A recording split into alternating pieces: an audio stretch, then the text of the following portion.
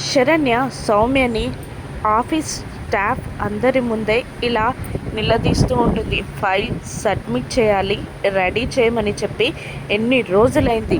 Ready చేసావా? File complete చేసావా? ఒక్క డిజైన్ అయినా ఫైనల్ చేసావా అని అందరి ముందు సౌమ్యని నిలదీస్తూ ఉంటుంది శరణ్య. అందరి ముందు అలా అడిగేసరికి అవమానంగా ఫీల్ అవుతూ ఉంటుంది సౌమ్య. కానీ శరణ్య అవేవి పట్టించుకోదు. సారీ మేడం, ఫైనల్ చేయలేదు అని చెప్పేస్తుంది సౌమ్య. బుద్ధి లేదు ఆ మాట చెప్పడానికి. అనవసరమైన వాటి మీద కాన్సన్ట్రేషన్ పెరిగితే ఇలాగే ఏడుస్తుంది వర్క్.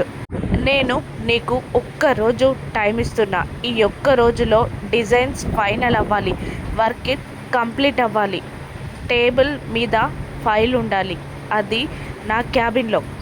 లేదంటే నీకు కంపెనీలోనే కాదు ఎక్కడ కూడా జాబ్ రాకుండా చేస్తా, జాగ్రత్త అంటూ వేలు చూపిస్తూ బెదిరిస్తూ ఉంటుంది శరణ్య. తన చుట్టూ ఉన్న స్టాఫ్ని చూస్తూ శరణ్య అలా బెదిరిస్తూ ఉండగా అవమానంగా ఫీల్ అవుతూ ఉంటుంది సౌమ్య.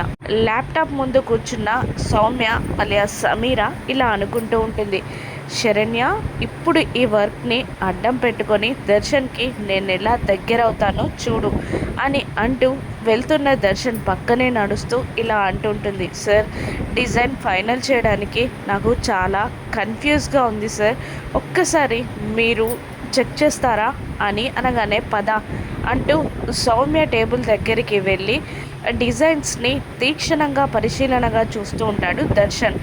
పక్కనున్న సౌమ్యాన్ని పట్టించుకోడు. కానీ సౌమ్య అదే అదనుగా దర్శన్ దగ్గరగా జరుగుతూ వంగి వర్క్ చేస్తున్న దర్శన్ బుగ్గ మీద ముద్దు పెట్టబోతూ ఉంటుంది సౌమ్య.